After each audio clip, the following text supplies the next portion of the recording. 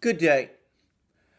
I'm going to begin this program with my traditional apology to you, my viewers, that because of the restrictions and limitations that have been placed on discussing topics relating to the pandemic, I have to be careful, extremely careful, with my choice of words. I should say that I find that frustrating, just as no doubt you do, but it is not my choice. I would add that this is a channel that discusses politics and geopolitics and legal issues, areas in which I have a background and certain expertise. I'm not here to discuss scientific matters and medical matters anyway, and have no intention and would have had no intention of doing so. Nonetheless, that is the rule I must follow, and I shall obviously follow it. I ask you for your patience and forbearance about this, and I will now press on to discuss the issue which I intend to talk about further, which is this rather remarkable and very bizarre summit meeting which the European Union has just conducted. Now, the meeting was preceded by a rather strange interview that a French president, Emmanuel Macron, who was one of the key players at this meeting, it gave to the Greek television channel ERT. Just to give a sense to English language viewers about what a strange personage Monsieur Macron is, at least in the way that he expresses himself, which it must be said is perhaps characteristic of some of the kind of political language that is used in France. I will simply quote some of his words. Mr. Macron admitted that the rollout of medications across the European Union had been feeble, and he acknowledged that European leaders have been, as he would say, too timid. And these are the words he used. We didn't shoot for the stars. That should be a lesson for all of us. We were wrong to lack ambition, to lack the madness, I would say, to say it's possible, let's do it. I have to say that for a leader like Macron to talk about implementing a successful medication rollout in the middle of a pandemic as requiring madness, that's his word, not mine, strikes me as odd indeed. I would have thought competence and efficiency and attention to detail and organizational skill is what it needed, as well, of course, as a sense of urgency. Madness, it seems to me, a very odd quality to search for in a situation like this. Anyway, these rather eccentric views were not confined to Mr. Macron at this summit. In the days preceding it and leading up to it, there was a drumbeat from certain people within the European Commission, including Ursula von der Leyen, that the EU might be considering a export ban on medications until it fulfilled its own needs. Specifically, the export ban was supposed to cover those countries, such as Britain and the United States, which were importing medications from the European Union, but were not exporting them back to the European Union. I'm going to discuss this in more detail shortly. But what I would say is that quite obviously it was discussed, the emphasis of this export ban, the focus of this export ban, the target, if you like, was clearly Britain and also AstraZeneca, this Anglo-Swedish company, which seems to have become a obsession, even a fixation, for some of the EU's senior officials. I'm going to add my own opinion, which is opinion only. I have no actual independent source evidence to confirm this, but I am, I think, on these sort of issues allowed to speculate. I believe that Ursula von der Leyen's talk about imposing an export ban and the talk that also came from some members of the EU Commission in support of that proposal was actually influenced and may even have been instigated by no less a person than Emmanuel Macron himself. I say that because it became very clear during the summit meeting that Macron has been incensed by some of the commentaries which have appeared in the British media, and he appears to be frustrated and angry that Britain seems to be ahead of its medication programme in advance of Macron's EU. I stress again, this is speculation. Only on my part, I have no independent evidence or knowledge about the kind of conversations that may have passed between Macron and Ursula von der Leyen and other EU officials. But as I said, I'm entitled to my opinions about this, and there is no doubt at all that at the summit meeting, which I shall shortly discuss, Macron was one of the people who was most strongly in support of this export ban. The summit was preceded by a bizarre event which took place in Italy. This was a raid on an AstraZeneca facility located in Italy, which was carried out by the Italian police, where following rumours that there was a large stockpile of AstraZeneca product there, which AstraZeneca was intending to export to Britain. It is now confirmed within Italy that this police raid on this facility was actually instigated from Brussels by the European Commission. The Italian authorities, now headed by that arch-Europeanist Mario Draghi, who is of course the Italian Prime Minister, went along with this urging from Brussels and carried out this police raid of the facility. And sure enough, many millions of doses of the AstraZeneca product were indeed found stored at this facility. However, to the EU's intense embarrassment, it turned out that these products, this stockpile, was not intended to be shipped to Britain at all. It had actually been earmarked for use within the EU itself and was due to be exported from Italy to Belgium. So this attempt, as it looks to me, to embarrass the British and AstraZeneca by exposing AstraZeneca and the British as hoarding stockpiles in European facilities for export to Britain, whilst at the same time denying Europeans use of this product.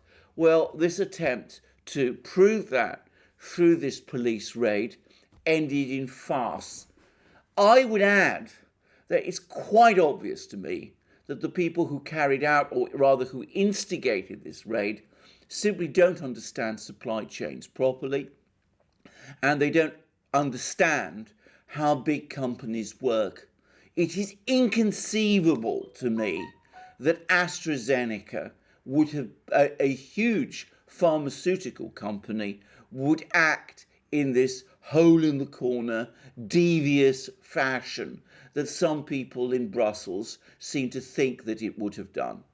It's also the case that AstraZeneca is an independent company and does not follow the orders of the British government, and it is bizarre that there appear to be people in Brussels and Paris who seem to think that it does. Anyway, focusing on the summit itself, Ursula von der Leyen came up with a PowerPoint presentation in which she appeared to show to the European leaders that large numbers of doses and products produced in Europe are being exported by the EU to various countries, specifically Britain and the United States, but that the European Union does not receive reciprocal supplies or exports of these products from those countries.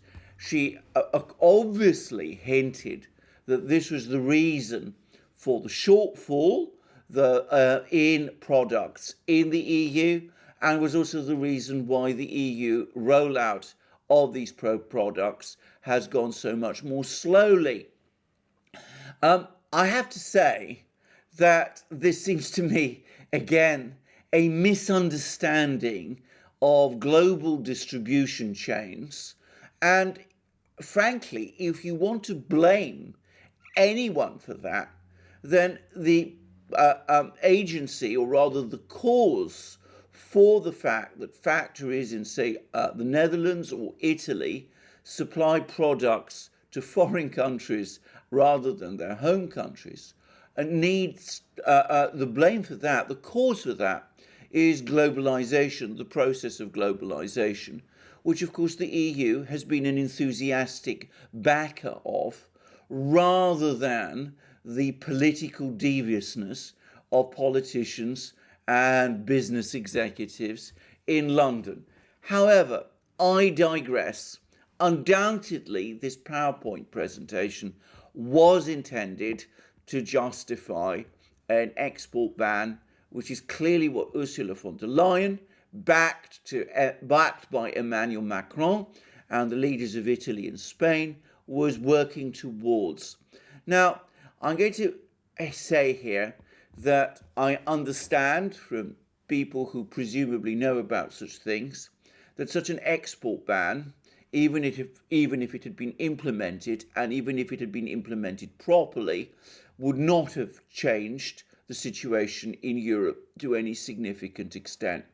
One of the paradoxes of this is that the product that Ursula von der Leyen is making such a big play about, which is the AstraZeneca product, is one which European leaders have systematically trashed over the last few weeks, and which many Europeans are now, for that reason, refusing to take. Moreover, Ursula von der Leyen's own figures showed that by far the greater part of the export of products from the EU to countries like Britain is of the Pfizer product, not of the AstraZeneca product. The ratio is something like 20-1. So again, I don't really understand what Ursula von der Leyen and Emmanuel Macron are talking about. I'm going to say what I think, and I know it is what many people think. The true purpose of the export ban, of the intended export ban, was not to change the situation in Europe in any true sense. It was to punish Britain for its apparent success in its medication policy. Now, Britain, I should say, is as exposed to the effects of globalization as any EU country is. And the British, rather than produce all their medications themselves, have had to import large numbers of doses from various countries, especially from the European Union and from India.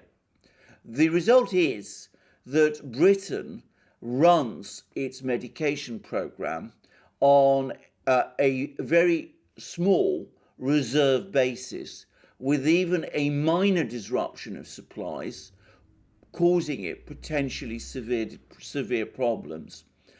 I would add that there is a particular aspect of the British medication programme, which also makes it in some ways highly vulnerable to external disruption.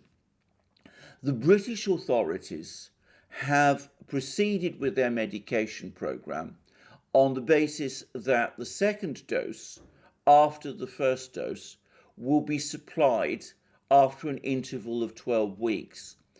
This is a much longer time span than is usually the case in most other countries, and has been done in order to enable the British authorities to provide as many first doses as possible to the largest number of people.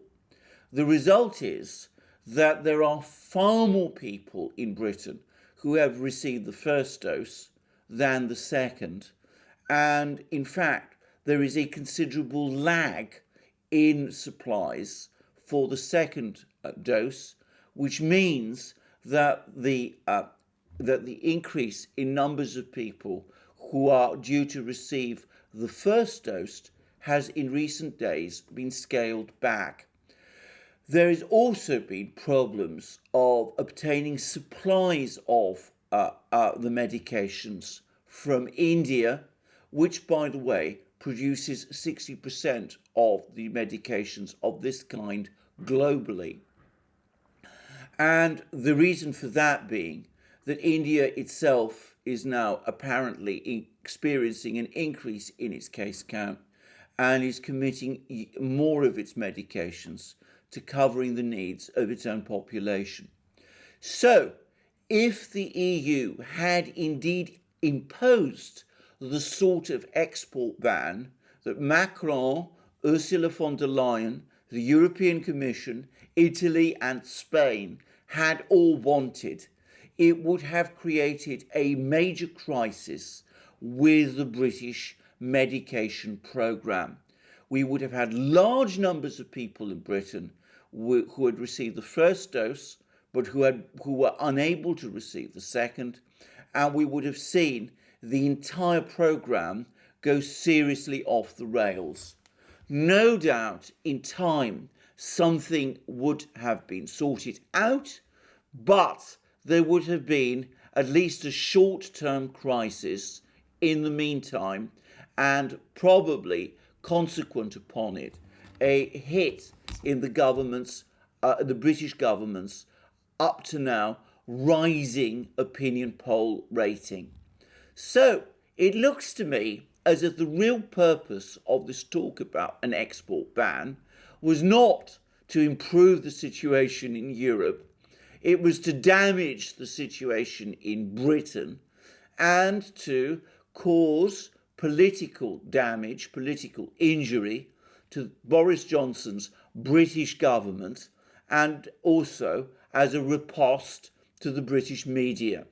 It is very difficult for people like Ursula von der Leyen and Emmanuel Macron to accept that Brexit Britain, led by a Brexit government, is doing better than they are, and so the intention was to wreck what the British are doing and to throw the blame upon them by staging incidents like the raid on the facility in Italy.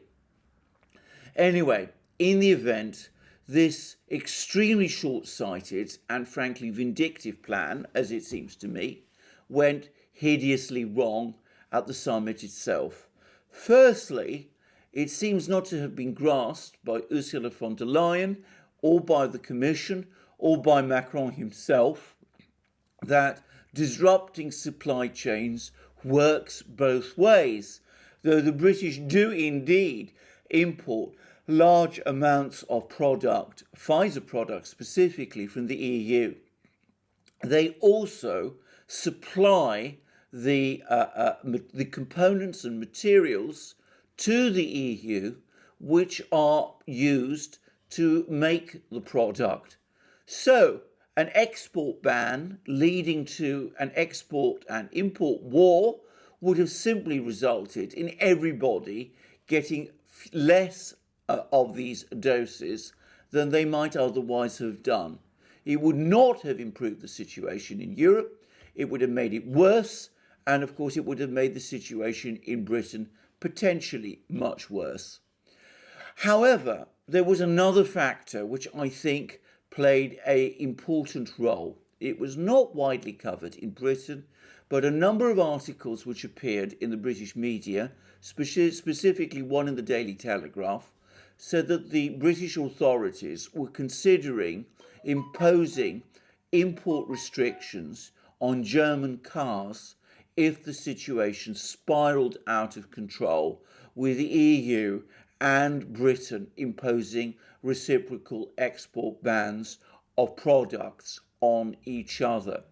That would have been a major blow to the German economy, which is of course in recession, and it was something which Angela Merkel, who is facing increasing criticism in Germany, as I have recently discussed in a recent program, was not prepared to contemplate. So, Macron and Ursula von der Leyen and the leaders of Italy and Spain found themselves at the summit facing the insurmountable obstacle of Angela Merkel. She absolutely refused to have anything to do with export bans. She said that an export ban was out of the question, and in fact she was careful to mention that Germany was opposed to any disruption of global supply chains. I would add that Merkel received important support on this issue from other countries within the EU, such as the Netherlands, Belgium, and Austria. So the result is that Emmanuel Macron, Ursula von der Leyen, and all those people, having admitted in Macron's strange language their own incompetence, their failure to show madness, as Macron put it, came away from the summit empty-handed. What this incident shows, in my opinion, is two things. Firstly, the extraordinary anger, and indeed more than just anger, loathing practically, that there exists in Britain, Britain in several European capitals and within the EU bureaucracy. Some people in Europe are so anxious, as it seems to me, to spite Britain, that they're prepared to cause damage to themselves in order to do it. These people include Macron, and they include Ursula von der Leyen, and they seem to include a whole host of other officials. This is more important to them, apparently, than seeking to resolve the internal problems within the European Union, which have been exposed so brutally by the events of the pandemic. The second thing is that in spite of her severely enfeebled situation in Germany, when it comes to any battle within the EU, it is Merkel who still prevails and consistently prevails over Macron. Germany still carries far more weight than France does. This, in fact, is likely to become even more important from this point onward. One of the reasons why Merkel was incapable of joining with Macron on this disastrous project of imposing export bans was precisely because her position in Germany is now so weak that if she were to take such a step, her own position in Germany might come under question. Given that whoever succeeds Merkel in September is likely to be in a comparably weakened position, what that shows is that Germany, from this point onward, is going to become an increasing force of obstruction within the EU as it exhibits the political weight within the EU to block initiatives, but lacks the political strength and the political unity to propose initiatives of its own. We could be looking within a few months to a situation of stasis, of stalemate within the EU itself, with Germany obstructing proposals but not proposing any. Anyway, that is for the future. What this incident also shows, yet again, is the incompetence and lack of touch of some of the people who are now in charge. If it is indeed the case, as some people think, that Macron is going to make a bid to take over from Angela Merkel when she leaves the scene in September, then all I can say is that a political leader such as Macron, who thinks that the way forward is to act in accordance, to act madly, and who apparently has little interest in or understanding of supply chains and is prepared to disrupt them in order to spite Britain, and this in the middle of a crisis, an economic crisis and a pandemic. The idea that such a person could be taking control of Europe is, it seems to me, alarming indeed. Well, I hope and believe that that isn't going to happen. As I said, I think the Germans will block any wild initiatives that he takes, even after Angela Merkel is gone. Certainly, judging from his behaviour over this week, I hope so. Having said that, we shall see.